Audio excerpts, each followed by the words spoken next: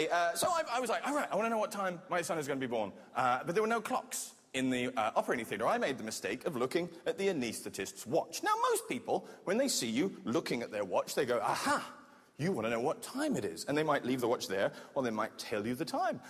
This guy somehow went, wow, you're looking at my watch, and the only reason I can think of that someone would look at another person's watch is that you want to know a detailed history of my ownership of this timepiece.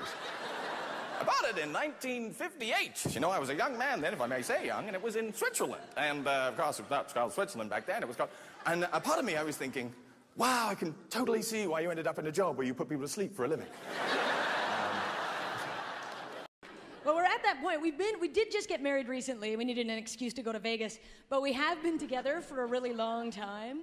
And we've actually hit that point in our relationship where the sex has become sarcastic. Now we're just like, oh, that feels great.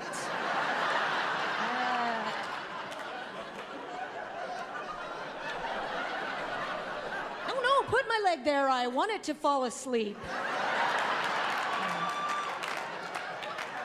Full of good ideas. I don't understand, though. He's all over me about getting all sexy and stuff, and his idea of spicing up an evening begins and finishes with Swiss Chalet. Hey, and I'm a vegetarian. Thanks for the roll. Yay. Oh, God.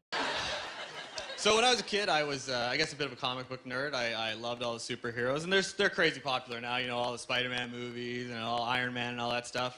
Hulk was probably my favorite superhero of all time. However, his movie was probably the worst of all of them, and that was upsetting for me. But I loved him. I loved how powerful he was. I wanted to be like the Hulk when I was a kid, and you know. But I also realized as I got older that his superpower is also maybe the weirdest of all the superpowers, because he can't use it when he wants to, only when he's angry, which you can't really do on purpose. You know, that could be very. The orphanage is burning down. Can you help? Well, okay.